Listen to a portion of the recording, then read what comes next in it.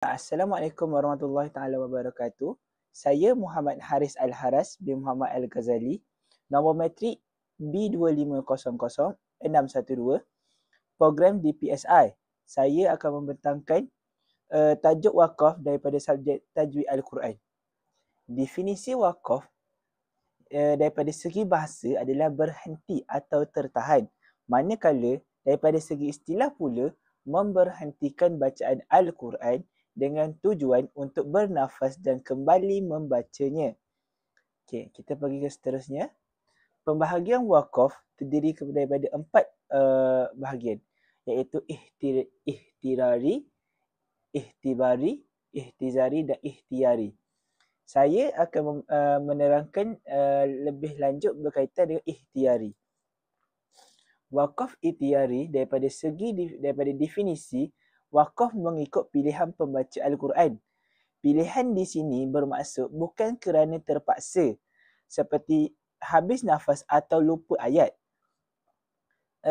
Hukumnya pula bergantung kepada jenis-jenisnya. Mengapa ianya diberi pilihan? Kerana pembaca boleh memilih sama ada mahu berhenti atau teruskan bacaan tersebut. Baiklah, jenis-jenis wakaf ihtiyari ini terbahagi kepada 4 pula. Wakaf al-tam, al-wakaf al-kafi, al-wakaf al-hasan dan al-wakaf al-kabir. Untuk wakaf al-tam dan wakaf al-kafi, wakaf padanya dibenarkan dan iktidah selepasnya pun dibenarkan. Manakala al-wakaf al-hasan, wakaf padanya dibenarkan, namun iktidah selepasnya melihat atas keadaan. Melihat atas keadaan ini seperti selepas akhir ayat ia dibenarkan untuk iktidah. Tetapi pada pertengahan ayat bergantung pada makna. Kalau maknanya tergantung, ianya tidak boleh diiktidarkan pada ayat tersebut, pertengahan ayat tersebut. Kalau wakaf al-kabir pula, kedua-duanya tidak boleh berhenti. Saya teruskan dengan wakaf al-tam. Wakaf al-tam daripada segi bahasanya merupakan sempurna. Manakala daripada segi istilah pula, wakaf pada rangkai kata yang telah sempurna maksudnya, yakni tiada kaitan dengan perkataan selepasnya daripada tata bahasa dan maknanya. Maksudnya di sini, apabila kita berhenti, maknanya lengkap dan tidak bersambung lagi dengan ayat selepas itu. Contohnya adalah Maliki Yaumiddin, iaitu surah Al-Fatihah ayat keempat. Maksudnya, yang menguasai pemerintahan hari balasan, yakni hari kiamat. Kita tahu dah siapa yang menguasai hari balasan, yakni Allah Subhanahu Wa Taala. Yang kedua, wakaf al-kafi.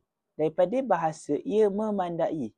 Daripada segi istilah pula, wakaf pada rangkai katanya yang telah sempurna maksudnya, namun ada kaitan dengan perkataan selepasnya dari segi makna sahaja tanpa lafaz.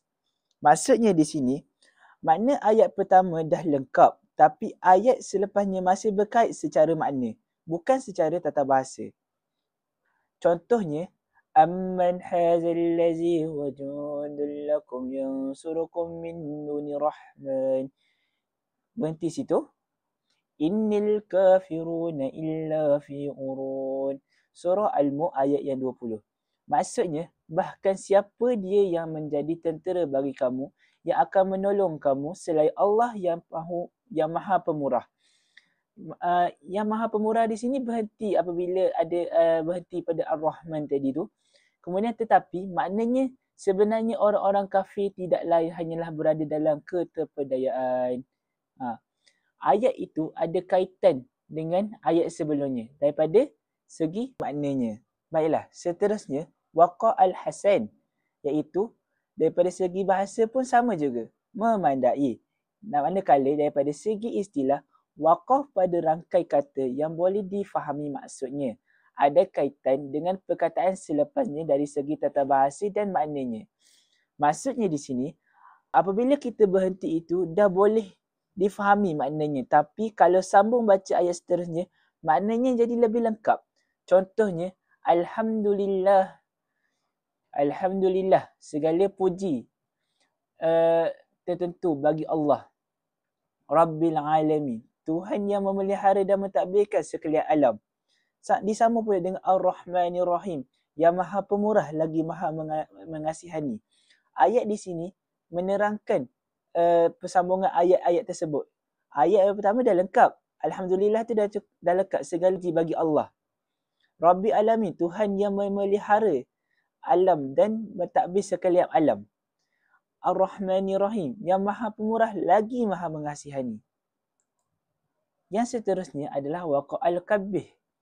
Daripada segi definisi, daripada segi bahasa, ia bermaksud buruk atau tidak elok. Daripada segi istilah, waqaf pada rangkai kata yang tidak sempurna maknanya. Contohnya, bismi. Bismi dengan nama, tidak sempurna maknanya. Dia kena baca Bismillahirrahmanirrahim. Dengan nama Allah yang maha pemurah lagi mengasihani. Maksud daripada segi istilah itu, apabila tempat berhenti yang memutuskan makna sebelum lengkap atau menyebabkan makna berubah daripada maksud sebenar ayat. Contohnya macam tadilah, Bismi, dengan nama. Ayat itu tidak lengkap. Sebab tu kena baca Bismillahirrahmanirrahim. Kesimpulannya, waqf adalah salah satu daripada cabang ilmu Al-Quran, iaitu menjelaskan tentang tempat memberhentikan dan memulakan bacaan. Ilmu ini juga sangat penting untuk kita mendalami dan mengimplikasikan ketika membaca Al-Quran. Waqaf bermaksud memberhentikan baca Al-Quran dengan tujuan untuk bernafas sebentar dan meneruskan kembali bacaan tersebut. Terdapat pembahagian dalam waqaf iaitu ikhtiyari, ihtibari, ihtizari dan ikhtiyari. 4 jenis waqaf ikhtiyari ialah al-waqaf, al-waqaf al-tam, al-waqaf al-kafi, al-waqaf al-hasan dan al-waqaf al-kabir. Namun kini semua masyhur bercetak telah mempunyai tanda-tanda waqaf yang telah diletakkan oleh para ulama bagi memudahkan orang ramai membaca Al-Quran. Itu saja daripada saya. Saya mengambil rujukan tu daripada kitab tajwid, model tajwid daripada Ustaz Syauqi punya. Syukran, terima kasih.